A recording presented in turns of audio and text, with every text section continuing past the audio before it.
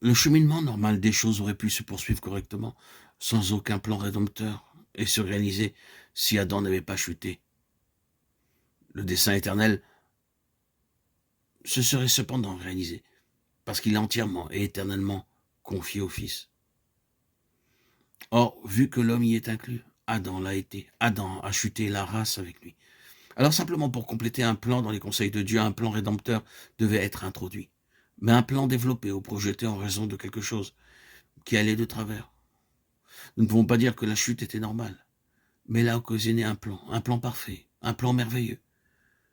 Et quand Dieu conçut le plan, quand dans ses conseils éternels, il projetait tout ce plan de création et cette intention et ce dessein, alors l'attitude, tandis que nous remontons à ses conseils, fut incontestablement celle-ci. Nous savons, car nous ne pouvons nous empêcher de savoir comment les choses iront, étant ce que nous sommes omniscients. Nous savons que notre première pensée ne se réalisera pas immédiatement, qu'il y aura ce fléchissement, cette brèche. Nous projetons donc ce plan additionnel de rédemption par lequel nous descendons dans ce fléchissement et ramenons les choses exactement à notre niveau. Nous comblons cela. Mais en agissant ainsi, nous ne subirons pas de perte. Nous gagnerons. Cette œuvre de l'adversaire, toute cette tragédie, cette souffrance, ne nuiront pas à notre pensée et à notre plan originel, et ne les diminueront pas d'un brin, ni cela ne suffira simplement qu'à la fin, nous reviendrons à notre niveau. Nous reviendrons avec des gloires supplémentaires. Et ce seront les gloires de la grâce. Dieu réagit toujours de cette manière à l'œuvre du diable, obtenir plus qu'il n'y avait auparavant par le moyen de la souffrance. La souffrance n'est pas plus la volonté de Dieu que n'est le péché, mais dans les souffrances de son peuple, il obtient toujours quelque chose de plus qu'il n'y avait auparavant. Ce n'est pas seulement qu'il prend sa revanche sur le diable, Dieu est toujours plus que vainqueur. Cela signifie qu'il obtient des gloires supplémentaires comme résultat de l'interférence de son ennemi.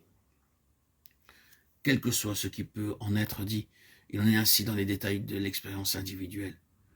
Mais cette interférence, dans sa plénitude, dans tout son mouvement, a occasionné tout le système et le plan rédempteur. Nous reconnaissons cela, mais ce n'est pas présentement le sujet que nous traitons.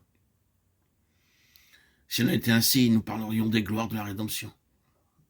Mais le Seigneur a déposé maintenant sur nos cœurs le fardeau de sa pensée éternelle pour l'homme, et nous ne croyons pas un seul moment que nous amoindrissions les gloires de la rédemption, ou mettons la rédemption à une place de moindre valeur qu'elle devrait avoir.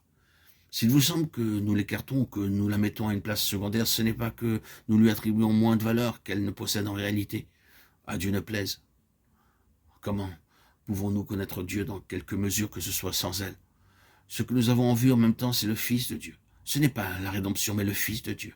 Cet homme céleste, en tant que représentant de la pleine pensée de Dieu pour l'homme et pour l'univers avec lequel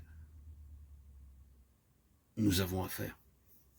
Le Fils de Dieu, en tant que rédempteur, n'est qu'une expression du Fils, une expression qui, bien que tellement pleine de gloire, qui sera toujours le thème des rachetés au siècle des siècles, est devenue douloureusement nécessaire ici-bas dans le temps présent.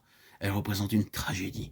Elle représente un déchirement du cœur divin, la souffrance de Dieu. Quoi qu'il en soit, ceci n'est pas notre principale considération présentement.